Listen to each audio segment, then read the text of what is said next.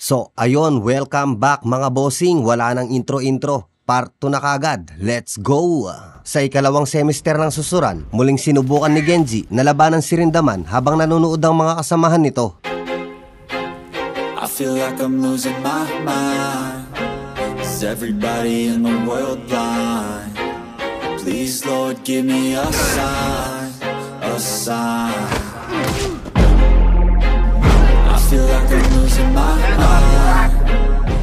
Subalit, kagaya ng dati, gulpi di macho na naman ang sinapit ni Genji sa mga kamay ni Rindaman. Sa laban na to, ay nanonood din pala ang Serizawa faction. Nagpupustahan ng mga ito kung sino ang mananalo. At sa kasamaang palad, natalo si Serizawa sa pustahan. Dahil kay Genji ito pumupusta. Dahil magmula nung naglaban sila, nagkaroon na ito ng tiwala sa kakayahan ni Genji. Sinabi ni Tokiyo na kung tatalunin niya si Rindaman, wala nang kahit na sino ang makakahadlang sa kanya. Sinabi ni Shoji na pero mukhang naabot niya na ang limit ng kanyang kakayahan. Gayunpaman, patuloy pa rin niyang nilalabanan si Rindaman. Mabuti naman yon pero matatalo pa rin siya ulit. Sinabi ni Takeshi na pero natalo tayo sa GPS. Sinabi ni Yuji Tokaji na pinag-uusapan niyo pa rin yan hanggang ngayon. Dagdag pa nito, kung hindi nakialam ang grupo ni Bando, mananalo tayo sa laban. Hindi ba Serizawa? Hindi sumagot si Serizawa dahil alam nito sa sarili niya na natalo talaga siya kay Genji. Sa kabilang banda naman sa Juvenile Center, nakalaya na ang isang lalaki. Siya si Kawai Shinobu. Tapos ay binisita nito ang isang puntod. At ito ang puntod ni Bito Makiyo. Si Bito Makiyo ay ang leader ng Housen noong 21st class.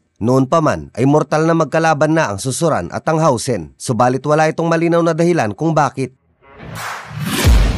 I'm taking shots at the enemy. I'm gonna make it to the top, leave a legacy. If I got something to say, you better let me speak. Turn it up a new degree, bitch, you ain't seen anything.